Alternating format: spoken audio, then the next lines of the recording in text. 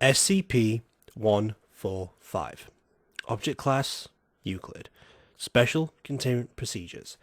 SCP-145 is to remain inside its room at all times in a 0.5 by 0.5 by 0.5 meter plexiglass container unless being studied. Room is to be thoroughly soundproofed and securely locked when studies of SCP-145 are not in progress. Under no circumstances shall any personnel come into physical contact with SCP-145 without being accompanied and constantly observed by one or more other personnel, unless conducting testing with proper authorization. Any personnel showing signs of intense psychological trauma must be immediately escorted out of the containment area.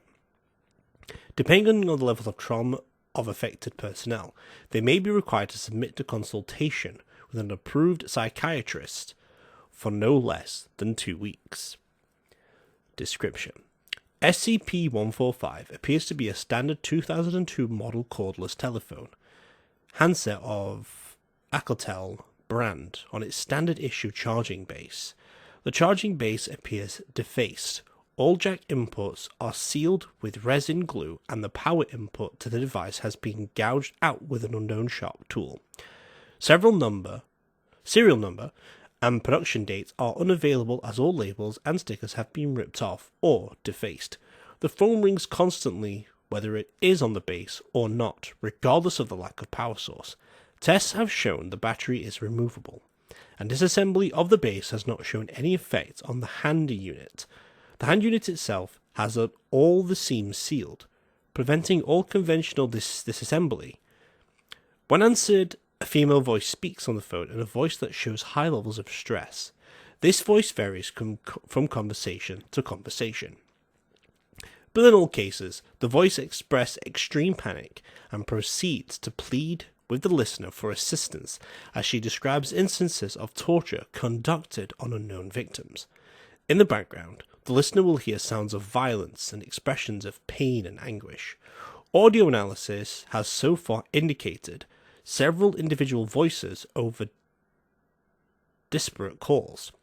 The methods of torture implied thus far have included branding, electrocution, laceration, sexual assault, and dismemberment. The callers appear to be non-automated and entirely sentient. Attempts to trace the call or track down the location of the tortured callers have proven unsuccessful thus far. Attempts to block the signal of the phone with the use of a Faraday cage have also been unsuccessful. Research is conducted in teams of at least 3. 1 Class D personnel, 1 Class 2 out of 145 audio technician, and 1 Class 3 security staff, with only Class D staff permitted to have direct auditory contact with SCP-145 transmission. Testing has shown that in 100% of cases, a subject answering SCP-145 without live supervision will vanish without any indications or transportation methods. Video recording devices do not show the method of transport. The subject will be present in one frame and absent in the next. In case of disappearance, the phone will simply fall to the floor. The phone does not appear to have sustained damage from any of these falls thus far. Subsequent communication with the object has revealed that vanished subjects joined the group of torture victims. Testing log. Testing procedure. All tests will be conducted with D-Class personnel.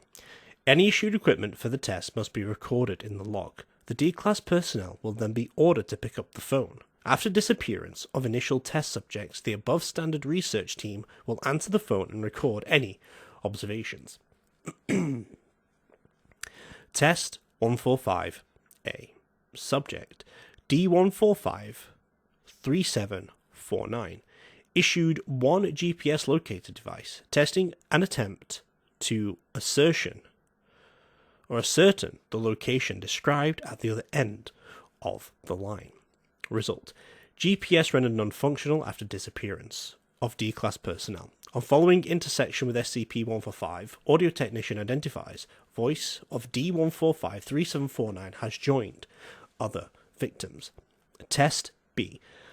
Subject D-Class 145-4751 issued one GPS locator device, one 6-inch standard issue military combat knife. Second attempt to ascertain the location described at the other end of the line. Self-defense option provided to be subject. GPS rendered non-functional after disappearance of D-Class personnel. On following intersection with SCP-145, female voice indicates continued stress and states, "Oh God, he's cutting him. He's cutting off his dick." Audio technician then identifies voice of D145-4751 as joined other victims. Test C. Subject D145-5319 issued one 9mm semi-automatic pistol, one Kevlar vest. Subject compelled to pick up phone. Attempt to determine interactivity of location. Determine if any self-defense method is possible. On following interaction with SCP-145, gunshots are heard. The female voice resumes, and additional gunshots are heard. Audio technician identifies D145-5319, exclamations of pain after each gunshot. Test D. Subject D145-6842. Issued 1 kilogram of C4 explosives concealed in supply kit. Explosives attached to remote trigger with 30-second delay. Triggered before intersection with SCP-145. Attempt to determine any possible level of interaction or destruction of location.